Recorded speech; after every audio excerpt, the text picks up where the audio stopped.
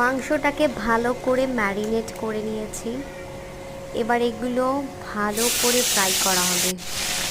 ভালো করে ছাকা তুলে ফ্রাই করে করে তুলে রাখছি। তারপর আলাদা আরও একটা কড়াইতে ভালো করে ভেজে তুলে রাখছি। আরেকটা কড়াইতে তখন একটা অন্য রান্না হচ্ছিল, মাংস কষা। এবার তুলে রাখছিলাম, তুলে রেখে পেঁয়াজটা ভেজে নিয়েছিলাম কিছুটা বেরেস্তার মতন।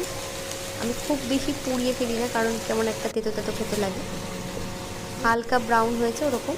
এবার পেঁয়াজ বাটা, আদা বাটা, রসুন বাটা সব দিয়ে ভালো করে মানে ভাজা ভাজা হবে এরকম করছিলাম। আরেকটা কড়াইতে আলাদা করে তেলের মধ্যে চালমগজ, পোস্ত, কাজু বাদাম বাটাটা দিয়ে ভালো করে কষাচ্ছিলাম, যাতে তাড়াতাড়ি দুটো মানে রান্নাটা তাড়াতাড়ি হয়ে যায়। এবার এটার মধ্যে গরম মশলা, বিরিয়ানি মশলা দিয়ে ভালো করে কষিয়ে তারপর ওই চালমগজের যে ম্যারিনেশনটা করেছিলাম ওটা দিয়ে অনেকক্ষণ কষানোর পর মাংসটা দিয়েছি।